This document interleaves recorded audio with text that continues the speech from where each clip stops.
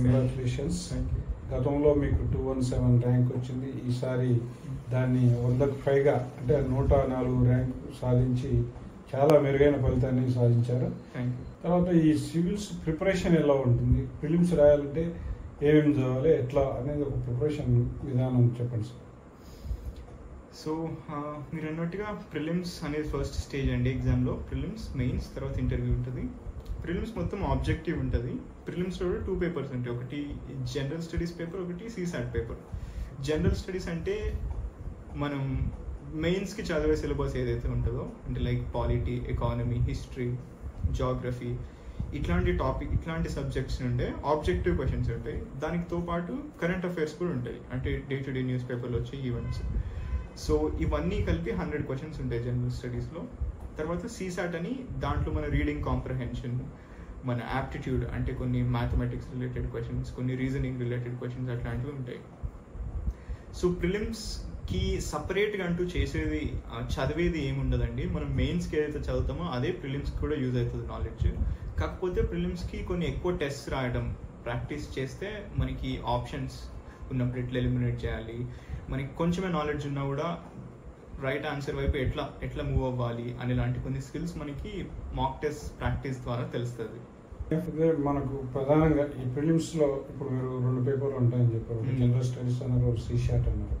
అయితే general studies లో ఏమేమి పేపర్స్ ఉంటాయి, ఎలా ఈ బుక్స్ ఏం చదవాలి ఒకసారి జనరల్ స్టడీస్ మొత్తం ఒకటే పేపర్ అండి.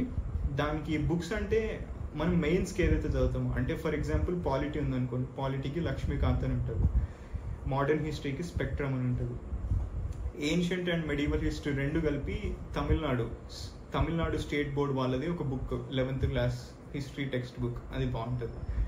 ఇంకా జాగ్రఫీకి ఎన్సీఆర్టీ 11th and 12th, ఇంకా PMF IAS అని అదొక పబ్లికేషన్, వాళ్ళ బుక్ బాగుంటుంది. ఎకానమీకి వివేక్ సింగ్ అని అతని బుక్ బాగుంటుంది. ఎన్విరాన్మెంట్కి వైశాలి ఆనంద్ మ్యామ్ అని ఆ మ్యామ్ బుక్ బాగుంటుంది. సో వీటన్నిటితో పాటు కరెంట్ అఫైర్స్ కవర్ చేయడానికి ఏదైనా ఒక కోచింగ్ ఇన్స్టిట్యూట్ యొక్క కరెంట్ అఫైర్స్ మ్యాగజైన్స్ దొరుకుతాయి. లైక్ విజన్ IAS వాళ్ళు ప్రతిసారి ప్రిలిమ్స్ ముందు PT 365 అని ఇస్తారు. సో అవి కూడా ఒకసారి చదివి, ఇవన్నీ చదువుతూ ప్యారల్గా ఎగ్జామ్స్ మనం రాస్తుంటే ఎగ్జామ్స్ ద్వారా కూడా చాలా కొత్త క్వశ్చన్స్, మిస్ అయిన టాపిక్స్ మనకి ఎదురవుతూ ఉంటాయి.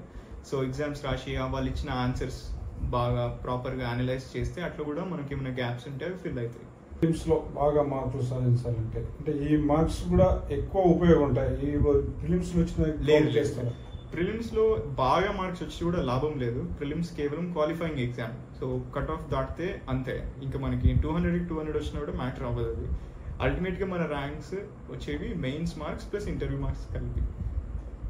కాబట్టి దీనికి పెద్ద ఎక్కువ మార్కులు అంటే అట్లని కూడా కాదు, ఎక్కువ మార్కులు లేదు కదా అని చెప్పి లైట్గా ఉండమని కూడా కాదు, ఎందుకంటే క్వాలిఫై అవ్వాలి కదా ఫస్ట్. సో ప్రిలిమ్స్ కూడా చాలా చాలా కష్టమైన ఎగ్జామ్. చాలా మంది మనకి చాలా కేసెస్లో ప్రిలిమ్స్ని జస్ట్ ఒక ½ మార్క్ మార్జిన్తో క్లియర్ అయ్యి ఫైనల్ లిస్ట్లో all India first rank, second rank, top 10లో ర్యాంక్స్ వచ్చిన వాళ్ళు కూడా ఉన్నారు. సో దాన్ని బట్టి ప్రిలిమ్స్ అనేది అంత ఈజీగా అయిపోతుంది అన్నట్టేం కాదు. సో దానికి పెట్టాల్సిన ఎఫర్ట్ పెట్టాలి.